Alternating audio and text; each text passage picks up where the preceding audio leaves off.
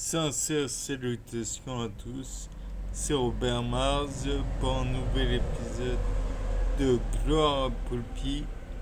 Et donc, comme vous voyez, la CR n'évolue pas beaucoup en termes d'action, en termes de pouces.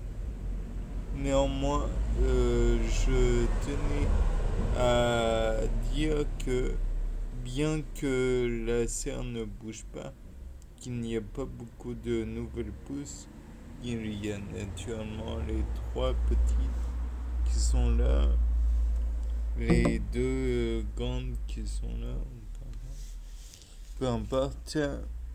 Le, la grande tige qui avait poussé de façon incroyable, pour moi incroyable, naturellement. Je me rends compte que finalement, bon, elle a naturellement chuté et elle est à nouveau à terre. Mais je me demande si c'est pas une pratique, enfin une technique pour la plante pour faire des nouvelles racines. Je m'explique. Grâce à la néomorphogénèse des cellules, donc elle a certes poussé en longueur, puis elle a rencontré le haut de la serre, et enfin elle s'est rechutée sur le sol, enfin bref, ce qui a fait une grande comment, une tige au sol. Une partie néanmoins est restée toute droite. Et le restant, je pense, a continué à vivre, mais s'est transformé, enfin converti en cellules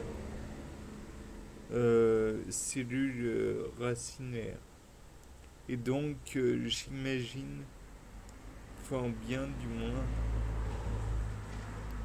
que ça a été, ça continue à vivre et donc que la plante n'est pas morte bien que elle soit dans sa cellule. En somme, le fait qu'elle soit écrasée sur le sol est une bonne chose, je pense. Du moins, je l'imagine.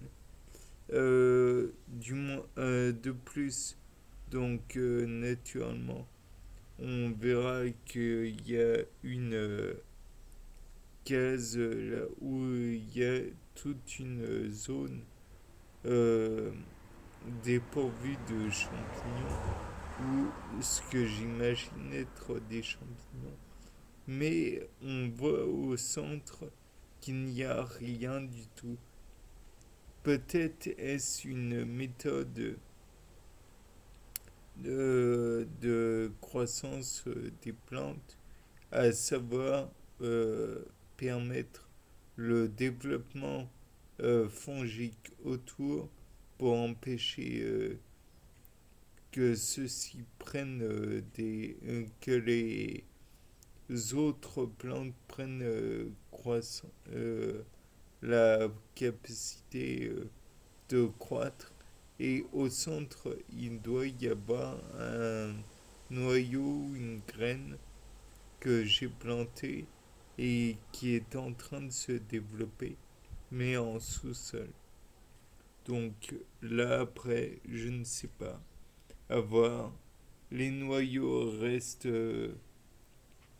Bah, ils ne bougent pas. Donc voilà. Bien.